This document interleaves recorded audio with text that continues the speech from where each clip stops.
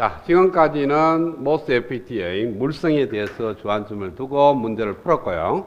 지금부터는 물성을 바탕으로 한 최종적인 방정식을 갖고 회로에서 이제 모스를 적용을 해서 회로 해석을 하려고 합니다. 그러면은 모스 FET를 이용을 해서 어떤 회로를 갖다가 해석하는데 어떤 입장이냐면은 DC 입장에서 회로를 해석하겠다. 그래서 항상 우리가 전자를 하면은요, DC 해석하고 AC 해석하고 이게 나눠서 생각을 합니다. 그럼 DC 해석은 실질적으로는 보면 대충 DC 전압을 가한게 쓰고 AC 해석을 할 때는 AC 전압을 가하는 건데, 극단적으로, 그러니까 궁극적인 얘기는 뭐냐 하면은 DC는 어떤 한 포인트에 대해서 해석을 하겠다는 뜻이고요. AC라는 해석은 어떤 변화량에 따라서 해석을 하겠다는 겁니다. 자, 그러면은 어떤 이렇게 특성 곡선이 하나 있어. 그러면은 이러한 포인트에서 내가 이 포인트에서 동작을 하고 있는데 DC 해석을 할 때는 뭐냐 하면은 이 점에 대해서 드레인이 전류가 얼마고 드레인과 소스 사이에 걸리는 전압이 얼마냐, 이 포인트에 대해서 얘기를 하는 거고, AC 해석은 이 포인트 근방에서 드레인과 소스 사이에 걸리는 전압이 몇 볼트 변화하며 드레인에 흐르는 전류가 얼마만큼 변화하더라, 변화량을 갖고 따지는 거예요. 근데 DC라는 것은 하나의 포인트니까 변화량이 제로인 것지만은 사실은 이 포인트가 찍히는 포인트는, 영역은 굉장히 넓습니다. 여기 올 수도 있고 여기 올 수도 있어요, 포인트는. 그래서 DC 해석한다는 것은 하나의 포인트에서 계산하지만 그 포인트의 위치가 범위가 넓은 범위를 커버하기 때문에 오히려 DC가 변하는 영역이 넓은 겁니다. 그래서 큰 신호에 대해서 회로를 해석한다는 것은 AC가 아니고 DC 해석입니다. 그래서 어떤 특성이 나와서 모델을 만들 때, DC 모델을 만들 때는 넓은 영역을 커버할 수 있는 모델링을 해야 되고요. AC 모델링을 할 때는 AC는 변화량에 대해서 따지는 건데 그 변화량의 폭이 매우 좁아요. 그래서 요 영역에서만 따지겠다. 그러면은 이 전체 영역을 따지려고 하면 직선을 이렇게 두 개를 꺼야 되는데, 그렇죠? 이런 직선 하나하고 이런 직선을 갖다가 앞에 있는 그 곡선을 갖다가 모델링 할 수가 있는데, 요 영역에서만 만약에 따진다면 요런 직선으로 모델링이 가능하다. 그래서 AC 해석을 할 때는 변화량을 계산하면서도 그 변화량의 범위가 매우 좁은 것을 의미하는 거고요. DC 해석을 한다는 것은 하나의 포인트에서 계산을 할 건데 그 포인트의 위치가 굉장히 넓은 영역에서 움직인다. 그래서 모델링 할 때는 광범위에서 모델링을 해줘야 된다. 지금 하고자 하는 것은 모스 FET를 갖다가 DC로서 회로 해석을 하는 거예요. 그러니까 포인트를 계산을 하지만은 그 포인트의 위치는 굉장히 넓다. 자, 그 다음에 이제 두 번째 생각해야 될 것이 모스의 단자 수입니다. 바디 단자까지 합하면 4개의 단자가 돼서 4단자 망이라고 생각하면 오산입니다. 바디는 비록 단자로 쓴다 하더라도 의미 없는 단자예요, 회로 해석을 할 때는. 왜? 바디가 소스하고 보통은 물려있는데 그게 두 개가 떨어져서 바디하고 소스 사이에 걸리는 전압을 변경을 시키더라도 드레인에 흐르는 전류라든지 게이트에 흐르는 전류에 영향을 미치는 것이 아니고 단지 모스의 특성만 변화시키는 거예요. 스레솔드 볼테이지라는 특성을 변화시키는 거니까 바디 소자는 회로에 아무런 영향을 미치지 않기 때문에 모스를 갖다가 바디 단자까지 합해서 4단자를 하더라도 3단자로 간주를 해야 됩니다. 그러니까 바디 단자가 회로적인 측면으로서의 어떤 단자 역할은 뭐 한다는 거예요? 단지 소스하고 바디 사이에 전압을 가함으로 해서 모스의 특성만 변화시키는 거지. 따라서 모스는 무조건 회로적인 측면에서는 단자 3개로 간주를 해야 된다. 그렇기 때문에 바디 단자를 고려하지 않아요. 그냥 바디는 그래서 소스하고 물려있다 이렇게 생각하고 문제를 푸는 거예요. 언제나. 자, 그러면은 우리가 회로 이론에서 보면은 단자의 수는 항상 짝수개가 돼야 됩니다. 3개, 5개 이런 단자는 회로에서는 의미가 없습니다. 항상 2개, 4개, 6개 이렇게 짝수 단자가 있어야 돼요. 왜? 전류가 흘러 들어가면 반드시 흘러 나와야 되니까. 하나의 단자만 쓰면 돼요. 흘러가면 나올 데가 없잖아. 그러면 나올 데가 없기 때문에 그 전류는 안 흘러요. 그럼 그 단자 있어나 마나한 거죠. 전류 안 오는 단자니까. 따라서 항상 짝수개의 단자가 필요한 거니까 모스가 3단자니까 4개의 단자로 만들 필요가 있습니다.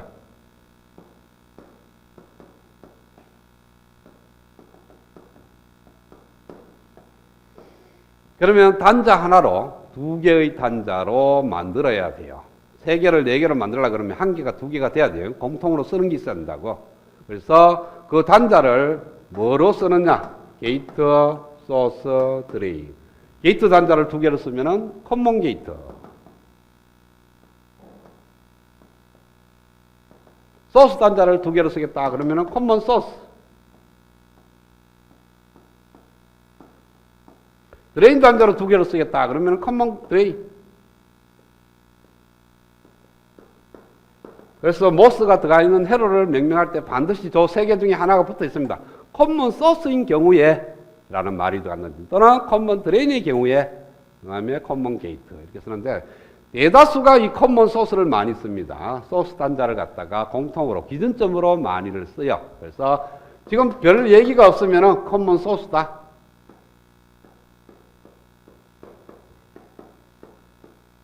커먼 소스, 모스 회로라고 가정을 합니다. 그러면은 모스가 있으면 N채널만 얘기를 하겠어요. P채널은 뭐라 그랬어요? N채널을 그대로 가져가면서 전류 방향 반대, 전압 극성 반대. 쓰면 돼요. 그래서 소스 단자를 2개를 쓰면은 이와 같이 단자 4개가 만들어지고 그래서 블랙박스 밖으로 나오는 선이 4개라는 거예요. 그럼 4단자 망이 됩니다. 예를 들어서 저항이 하나 있다. 그럼 네모박스를 딱 표시하면은 네모박스 밖으로 나오는 선이 2개예요. 그래서 얘는 2단자 망.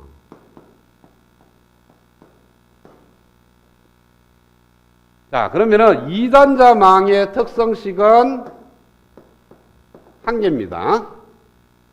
왜?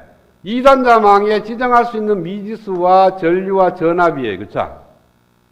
그 다음에 주변에 있는 회로하고 식을 하나 만들 수 있는 거니까 얘 특성식 하나만 있으면 미지수를 구할 수 있다는 뜻이고 이 4단자 망에서는 지정할 수 있는 미지수가 4가지입니다. 그쵸?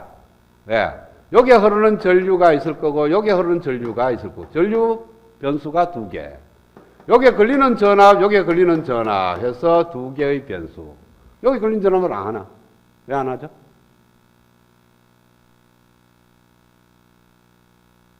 그대로 되죠. KVL에 의해서. 여기에 걸리는 전압은 V2-V1이에요. 그죠? 그래서 얘는 정이 안 해도 돼요.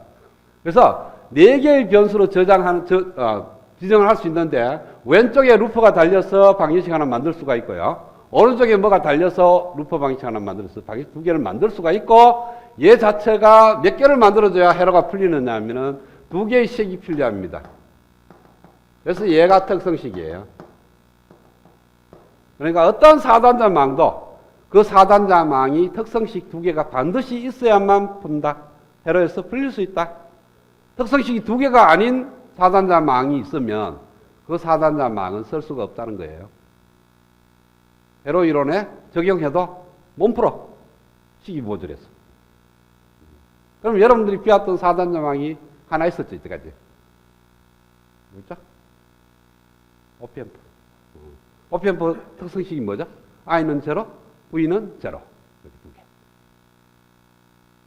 역시 모스도 4단자 망이니까 특성식이 2개가 있어야 됩니다.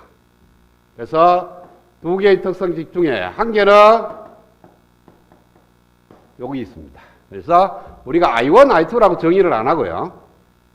여기에 흐르는 전류를 게이트 전류, 여기에 걸리는 전압을 게이트와 소스 사이에 걸리는 전압, 여기에 흐르는 전류를 드레인 전류, 여기에 걸리는 전압을 드레인과 소스 사이에 걸리는 전압 이렇게 정의를 하는 거예요.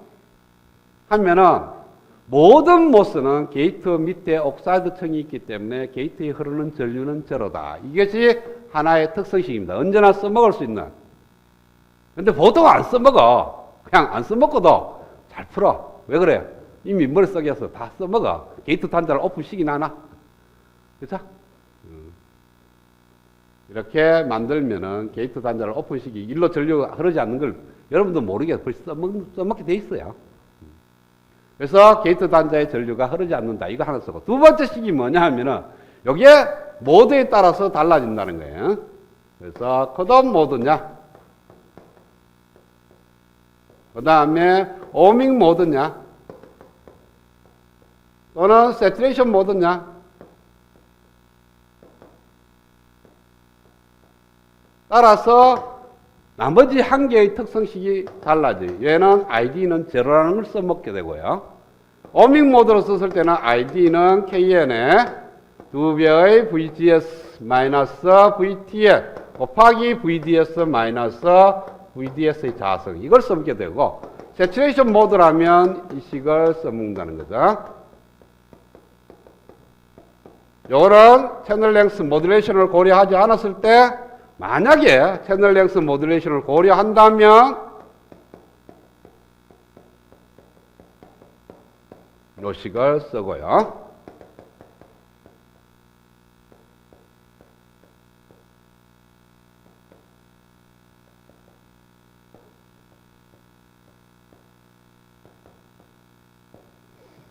그래서 이 세 개 중에 한 개와 위에 있는 1번식 두 개가 모스의 특성식이 되는 겁니다.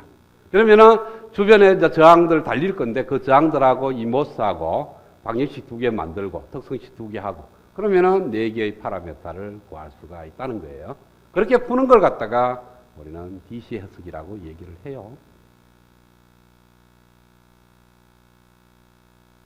자, 그러면은 저 모스가 어떤 모드로 동작할 건지를 풀어봐야 알아요. 그죠? 딱 보고, 제 컷오프 능력이 컷오프 모드로 동작하네? 이렇게 안 된다는 거죠. 풀어보니까, 그런데, 모드를 알아야 풀고, 풀어야 모드를 아는 거니까 서로 물려가는 거죠.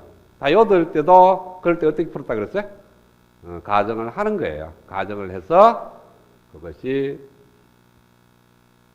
가정을 하게 되면은 모드가 결정이 될 거고, 그 모드에서 만들어진 특성식을 갖고 풀어요.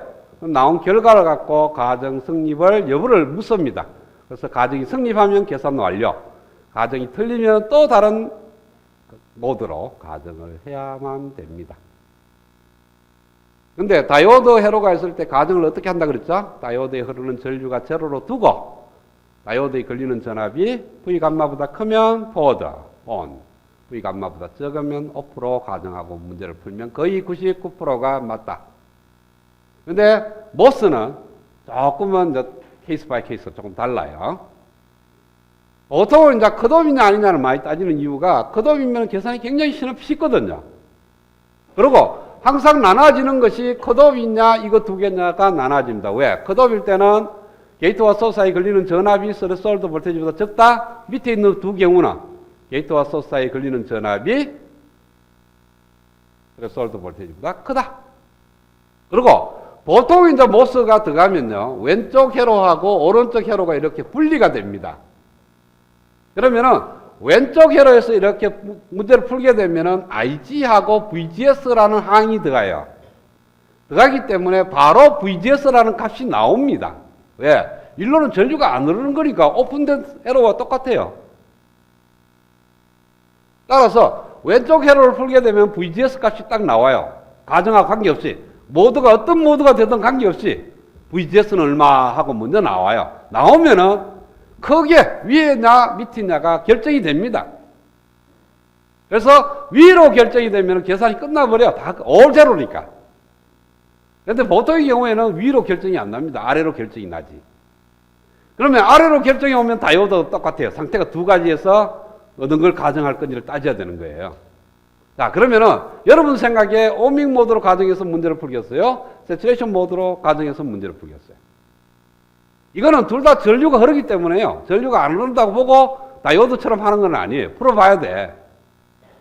그런데 확률은 반반입니다. 확률은 반반인데 위에 걸 먼저 쓰면요, 반은 맞을 거고 반은 틀린데 만약에 틀릴 경우 괜히 헛고생이 굉장히 많이 했어. 식이 복잡하니까. 그렇죠? 근데 밑에 걸 먼저 가정하게 되면은 헛고생 하더라도 식이 간단하기 때문에 계산량이 그렇게 많지가 않아. 그래서 3번을 먼저 가정하고 문제를 풉니다. 항상 얘부터 먼저 가정을 해. 그래서 풀어서 답이 나와서 가정 성립 여부를 물어서 거의 또 맞아. 보통은 세츄레이션 모드에서 동작하게끔 회로가 꾸며져 있으니까. 그래서 이것이 아니면은 다시 오밍 모드로 가서 최종적으로 계산을 하면 됩니다. 만약에 그런 식으로 안 돼 있고 이쪽 단자하고 이쪽 회로하고 연결이 됐다. 그러면은 VGS를 바로 구할 수가 없다. 또 있어요. 그러니까 요 왼쪽 회로만 풀어서 VGS를 결정하면은 간단히 되는데 만약에 왼쪽 회로를 풀었는데도 VGS 값을 못 구하겠더라. 그러면은 이 세 개 중에 하나를 선택을 하게 되는 겁니다. 그랬을 때 얘를 먼저 선택하면 좋겠는데 얘를 선택 안 하고 얘를 선택을 많이 해요. 그것도 얘를 먼저 선택을 합니다. 그 이유가 뭐냐 하면은 컷오프 영역과 오밍 영역 사이에 세츄레이션이 있어요. 자꾸 이제 이게 필기를 갖다가 컷오프, 오믹, 세츄레이션 이렇게 쓰기 때문에 오믹이 중간에 있는 것 같지만은 실질적으로 모스의 동작 이렇게 범위를 보면요. 컷오프에서 오믹이 옆에 있는 게 아니고 오믹은 세츄레이션 근처서 지나가게 되어 있습니다. 그렇기 때문에 세츄레이션 모드에서 딱 풀게 되면요. 이게 왼쪽으로 갈 건지 오른쪽에 갈 건지는 판단이 돼요. 즉 여기 가서 아니다. 그러면 왼쪽 가서 아니다. 오른쪽 간다. 이런 경우는 없다는 거죠.